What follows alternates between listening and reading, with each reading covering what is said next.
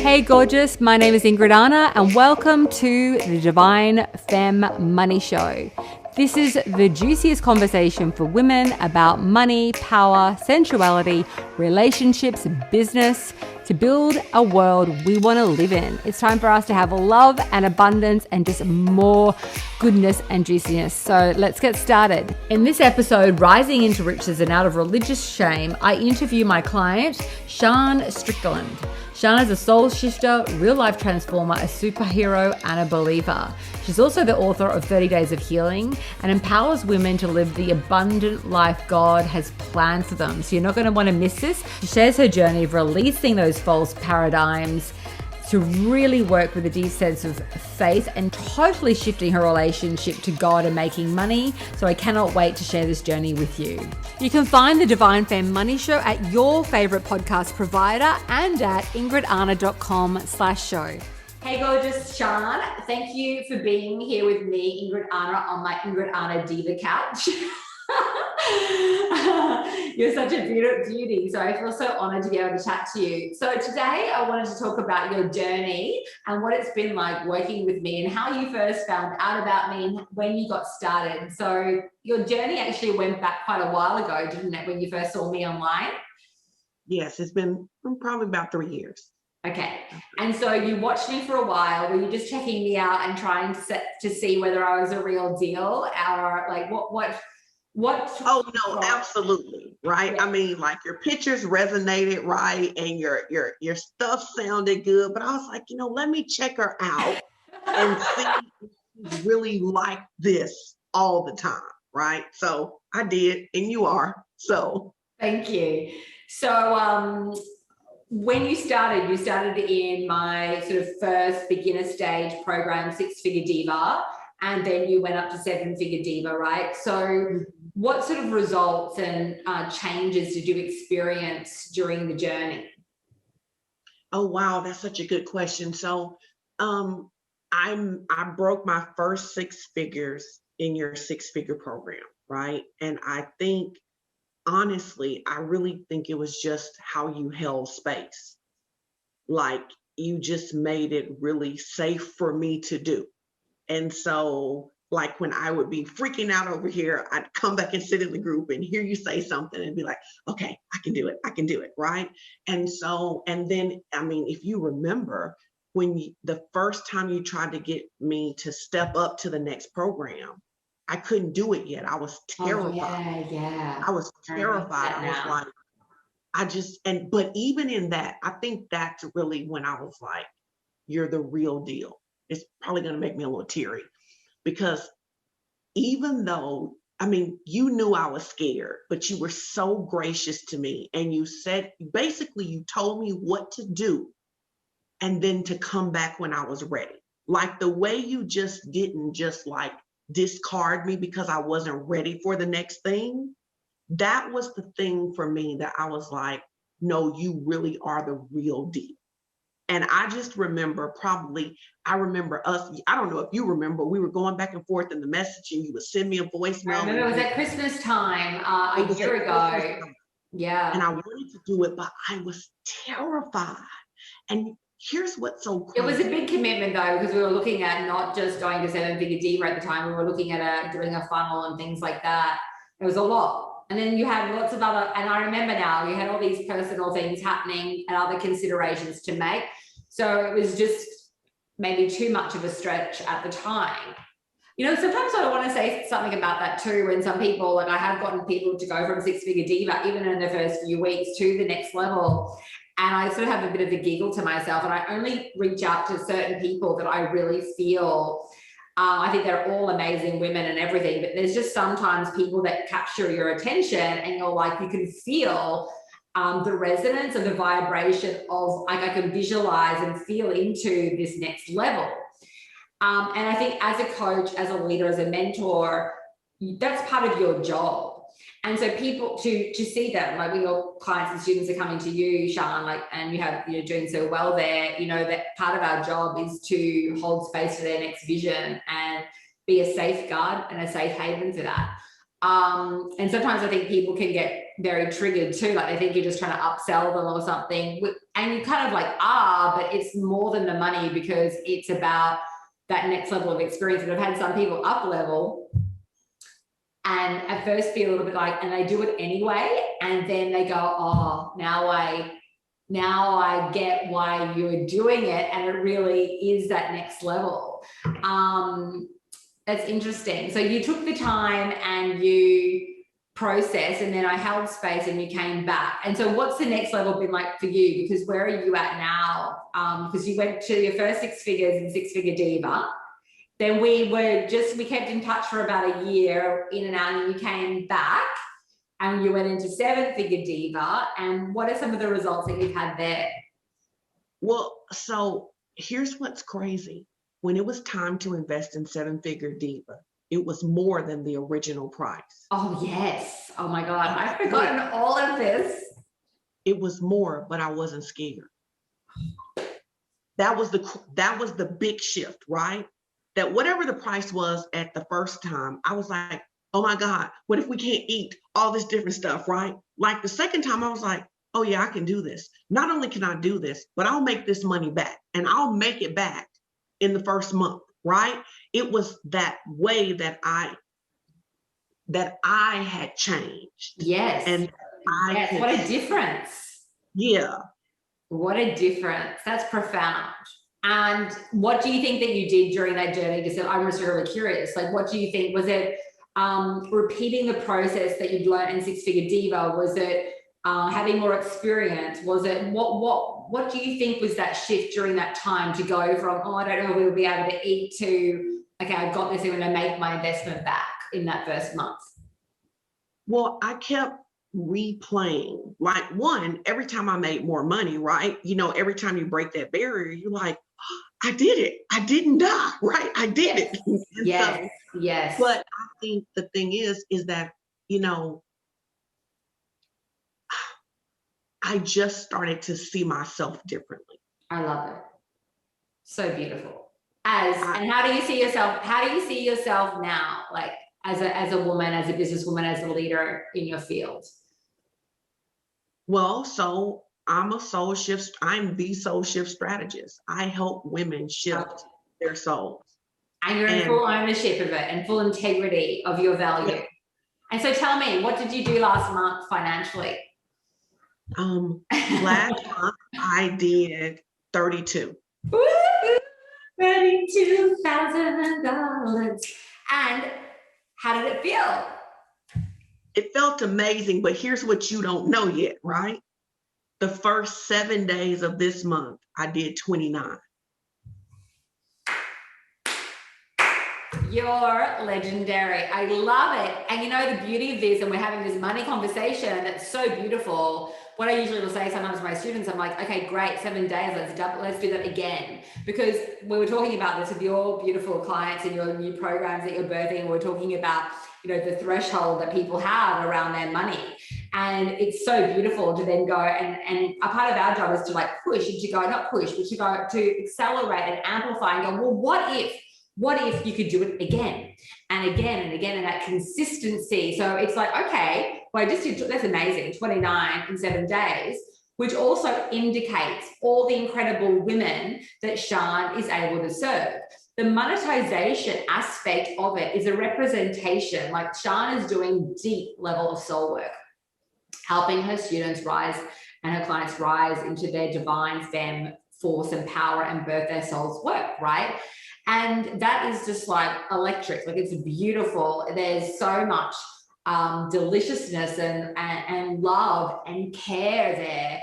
And what we see so much with entrepreneurs, especially female entrepreneurs, is we get that. We know how to care. We are caretakers as women. That's the feminine. But then marrying that up with the ability to charge appropriately, to create a sustainable business, a sustainable life, because actually as I'm talking, I'm thinking about the body. And so many people seem to, like I'm saying, if you're struggling financially, chances are you're also struggling energetically, financially. I personally, when I was struggling financially, had chronic adrenal health issues.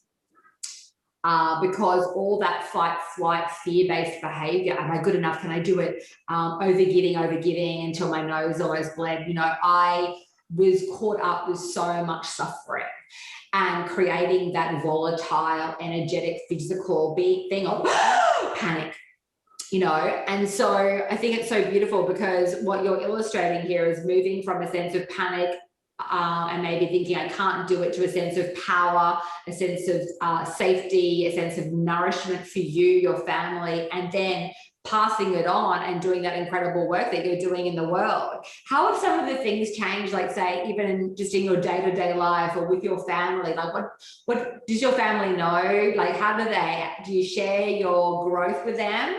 I mean, obviously they would see it and feel it. Well, yeah, they know. It's really interesting. I've got 5 kids. And so my youngest 2 girls, they're 14 and 16, right?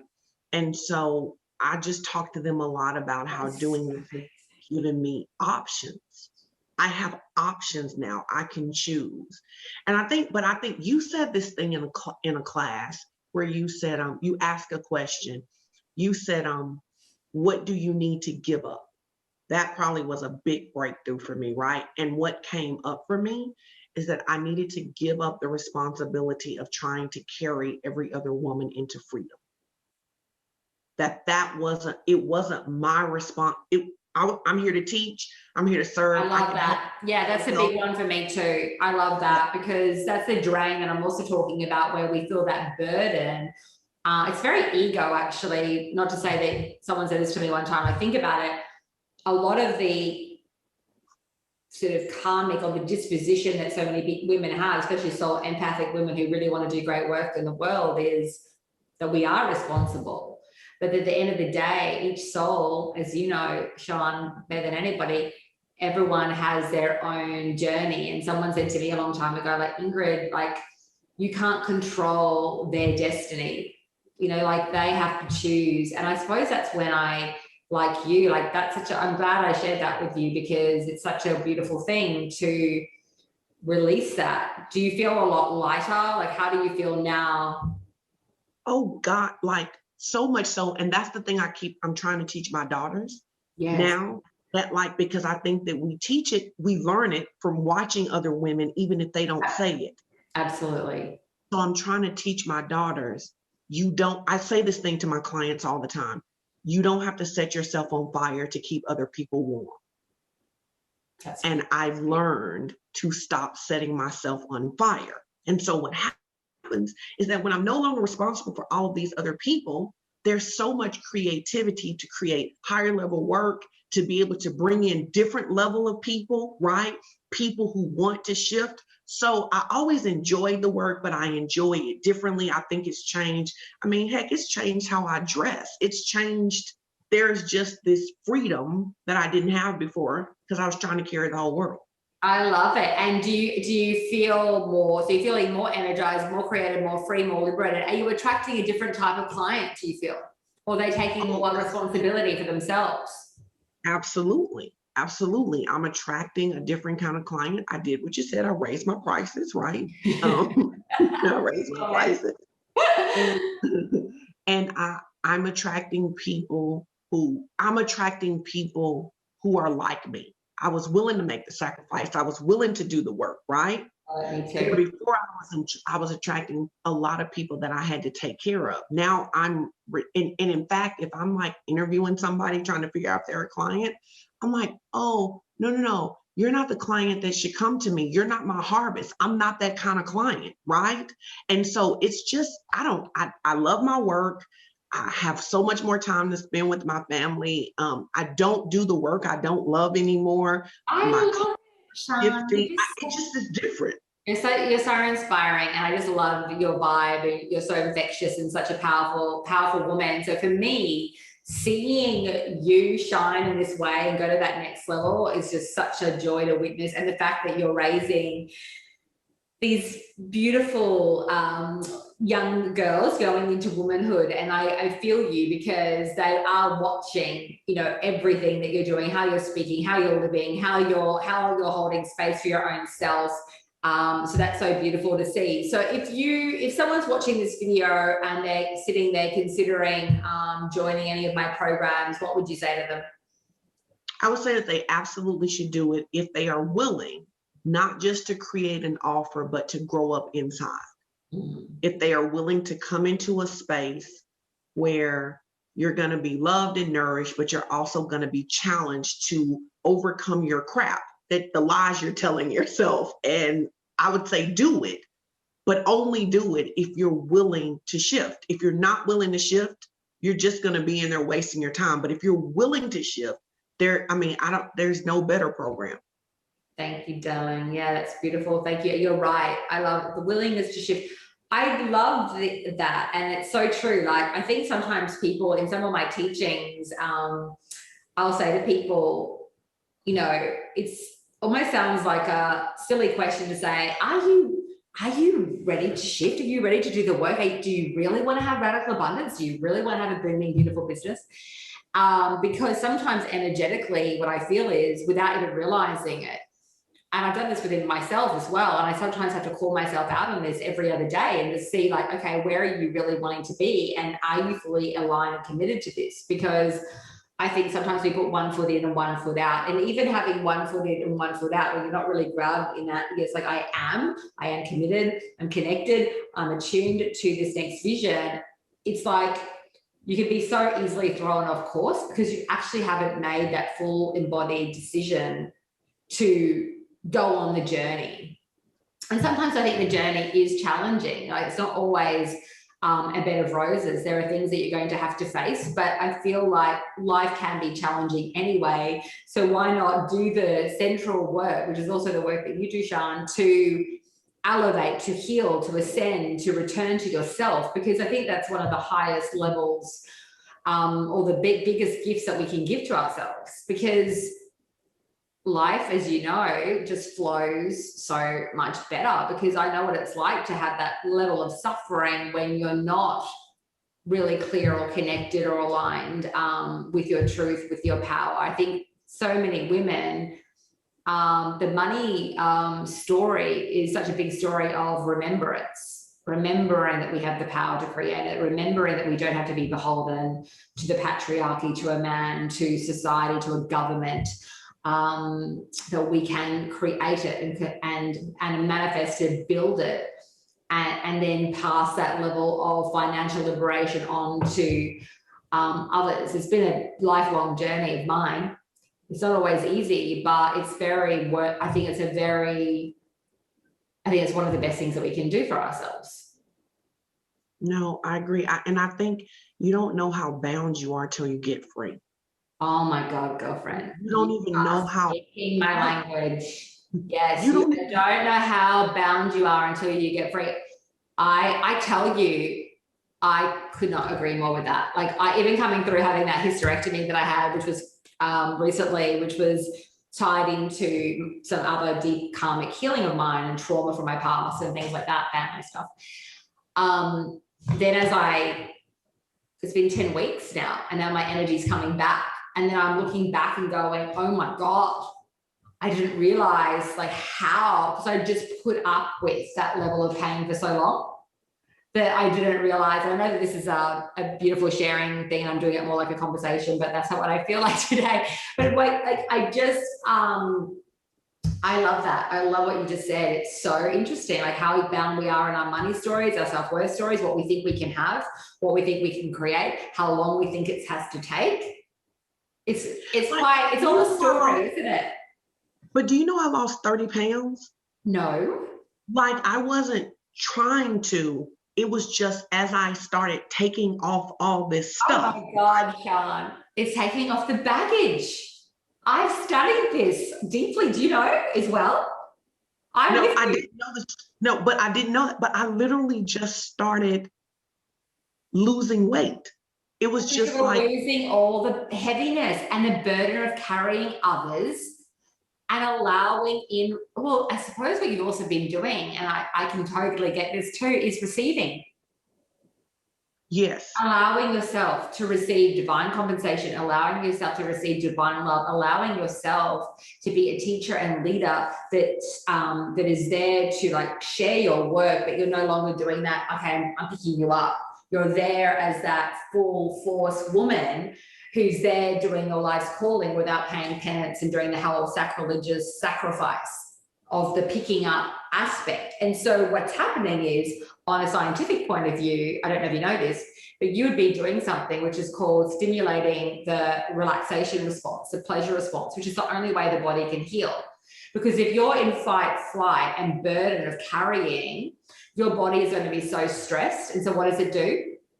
Holds on to weight, holds on to, because it feels literally that it's being attacked. Because in some way you actually are attacking self. So I've been skinnier, heavier, up, down, you name it. And when I was doing all my healing work, I still continue to do it, but I came up with a process of shape shifting my physical reality, my physical body, before I started working on my money stuff, where through cultivating that relaxation response and releasing all the stuff that I didn't want to carry anymore, you become a different vibrational. And if you look at the neurotransmitters in your brain, the way that you digest and process food, so if all that energy is going out to all those people of rescuing, that rescuing energy, all that energy that you're not assimilating and digesting and processing the food, you're not able to get the nutrients in from the food. So in a way, even with more weight, your cells are like starving. So isn't it interesting how the whole thing is a physical, spiritual, emotional, and financial embodiment? And how isn't it fascinating? I find it fascinating.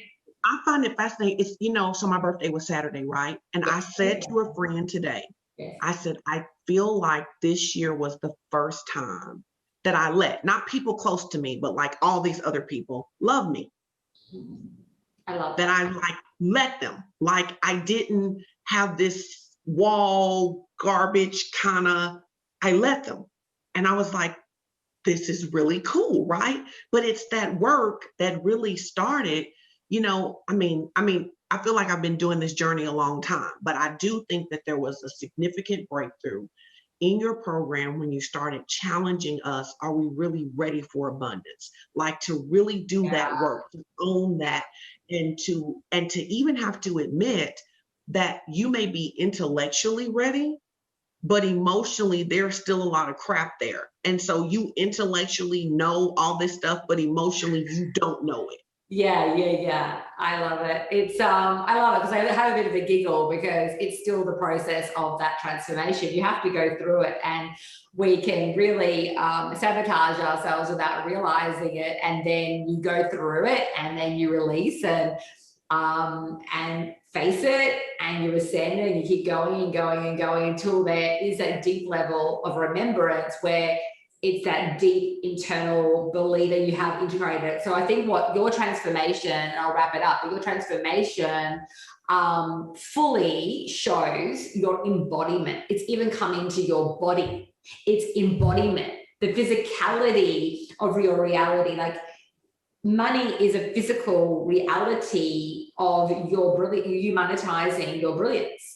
Right. And then your body's health it's all a physical reality. It's just, showing up in a financial form, showing up as another physical form, which is your body, showing up in your relationships. I love the story of you sharing how you allowed in this another aspect of receiving, allowing in money, allowing in love, allowing in these incredible new clients that are coming in that are ready to do the work so you don't have to carry them. That's another aspect, as you know already. I'm telling you what you know, but just reiterating to the people watching, so we get really clear here, another aspect of self-love.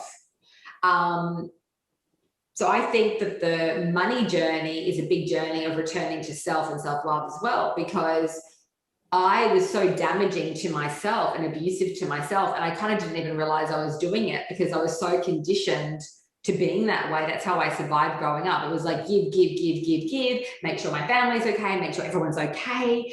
And that became my patterning of behavior that felt really good and safe to me. But in the end, it started like turning on me and poisoning my body, poisoning my bank account, poisoning and I like literally had no energy because my energy was so dispersed going into all these directions where it was really a lack of self-love. But I grew up with that level of, that's how I functioned. That was my normal. And I think, do you agree that, Shun, like that's, a lot of people, like you were saying, like they're unconscious. They don't even realize how much scarcity they're in, or how, like, so you can say, yeah, I want abundance, or I'm doing all these things in my business. But then if you're not getting the traction that you want, it's not about blaming or shaming. It's about being real and looking at, well, something's out of alignment, because otherwise there would be the conversion, which comes from connection, which comes from like attracting like. So if you're saying, I want more abundance and I want more clients and I want this and I want to be a leader, and that's not coming in, it's obvious. It's literally like, you don't have to be a genius to figure this out. There is something, like you're not in the vibration to receive it. And that's sometimes the most maddening, frustrating, but also the most healing point of our journey, isn't it? Because it's so frustrating, isn't it, Shun? Sometimes like you're like, far out, like, I have it not with clients anymore because I did that, but I used to attract, I was saying to you, all these victims and all these people who I just couldn't give enough to, because somewhere in my vibration, I must have had the belief that this was all that I deserved and that it was my duty in my life to be some sort of rescuer for all these people. And how could I be powerful and not take everybody with me? So it's sort of like, oh, I'm not allowed to be a full, powerful, I'm not allowed to have, I could then have money, make lots of money, get started making money, but then what happened? My energy would still be terrible and low because I was still paying the penance. But that's the journey.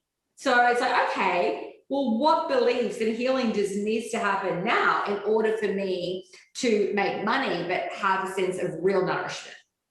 Where when I speak to my client, when I speak to my staff, they listen to me. I would have staff, literally, I'd go, can you do blah, blah, blah, blah, blah, blah? And it was literally like, I never said it. And they would completely ignore me. And I was like, but look at that. So I must have a vibration of I'm ignored. Listen, when you're saying this, like it always, okay. Do you get what I'm saying? Like, it's like, I've been like, I'm fierce. I'm telling people clearly what I want. How could they ignore? Do you know how many women come to me and tell me this? And I'm like, they go, what they do to you too? And I'm like, yeah. And I'm like, I need to do something on this because, Well, it's fun, it's interesting to me listening to you because we're from different parts of the world, we have different life experiences, but there's some things that are very similar. Yeah. And for me, the story that I think that I was telling myself a lot, that I see women tell themselves, is that I'm strong enough to carry everybody, but not strong enough to put them down. So I owe you that to prove I'm strong, I'm going to carry you, right? And so it's the putting down of that, right? And then the thing that you say that even still stings now, because I actually really like myself, right? And when you go, but this is really an issue of not loving yourself. And then you want to push back and go, no, I do, like, I really like myself, right? But I didn't like myself enough to stop carrying them, right? And I think that's the hard part of the work, is like, so when you force us to be like, well, where's the alignment? If you're telling me this out of your mouth, you're telling me that you're a six-figure diva, why aren't you? Like, why aren't you, right? And having to look at that level of self. And that is it. And to me, I love it because we're so different. So when you say it, there's really no place to run. I can't be like, it's like, okay, you're telling the truth. I mean, I don't like you, right?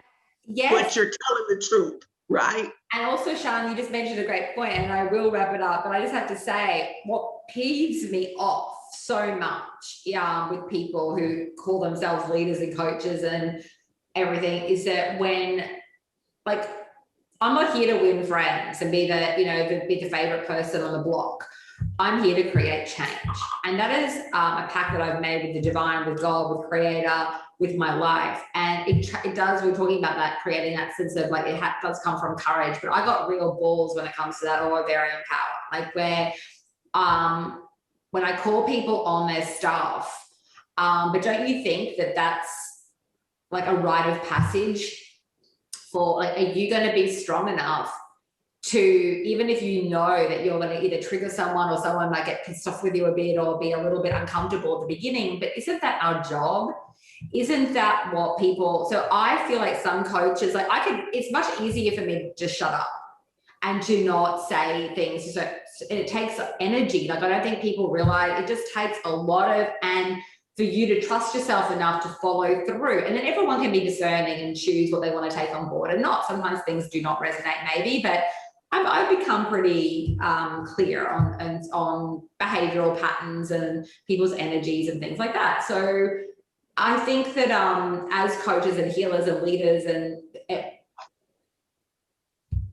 we have to care enough to speak truth and to have the confidence enough to own that. And I know that that's what you would be doing with your people. Like, I know that you have a very powerful voice. And so, I don't know, the reason that I think in the end that you came to me is that you weren't necessarily looking for me to agree with everything or for you always to agree with me, but it's to have someone that honors you, that sees your brilliance, that isn't going to BS you, that's going to create a safe, and to guide, to help you see things maybe in a different light, and it's your choice to take on board what you want. Like, we were just having a brainstorm about some of your work before, and you're like, oh, you're probably, and for me to gently but powerfully stay grounded in that is something that I've had to learn a lot as a woman, because we're most told to disown that and just to be the people pleaser. But I think as a powerful coach, mentor, leader, that's not completely our role. Yes, we can be loving. Yes, we can be kind. Yes, we can give someone a beautiful cuddles and kisses and tell them how amazing they are. That's one part of it. But the other part is that real direct, clear guidance to help people change. I mean, you're a shapeshifter, like you're helping people change the way they see themselves. And I think that one thing that I would like to just compliment you on, I feel in your vibration so strongly, is this really deep, fierce, loving woman. And I think that's exactly what you're doing with your clients and students. You really have that energy. And when I feel into you, it's very, and I think as you've probably done even more and more work on yourself, people will turn to you because you have that energetic vibration of love and strength. And as you're able to soften a bit with it, which is what you've been expressing about allowing more love in, you're just going to have so many people then showing you even more love, because you're basically saying, I'm ready for more love. It's not just more, and you're allowed to be strong in that and fierce. And I think so many women are blamed and shamed for being powerful. And I just want to commend you, because everything that you've created and all the results that you've created, whilst, we've offered support and offered content and love and space holding and all that, but you've done the work and you have committed. And anytime I do videos like this and interviews, and thank you for your time, I just really need to say that it is a co-creation. Like, you have shown up in all your glory and all your magnificence, and dealt with your own suffering and your own journey, and have just continued to expand and expand. So I just want to give you a high five, because that all comes down to you. And I know that you will continue to grow and escalate and amplify what you're doing, because I can feel also that you're so committed to that. So you're going to get it. It's beautiful. So thank you today for joining us, and thank you for allowing me to do a long-winded, different type of conversation. No, I appreciate it very much. Thank you. And thank you for having the courage to say yes, to help me say yes. Thank you, beautiful. You're gorgeous. I'm just inspired by you. You make me want to be a better woman. Well, you make me want to be better. So that, I mean, it's a good thing to make me want to be better. It's mutual. So much love. Thank you for joining us today. So gorgeous. If you've been listening and you're ready to grow your booming, beautiful online business, or you're ready to take your current business into a whole other divine, juicy stratosphere, schedule a call with one of my strategists. We're going to map out a 4-part plan to radically grow your revenue and your impact with authenticity, grace, and proven strategy. I cannot wait to explore how we can make magic together. So apply for your complimentary strategy call now at ceodivachat.com.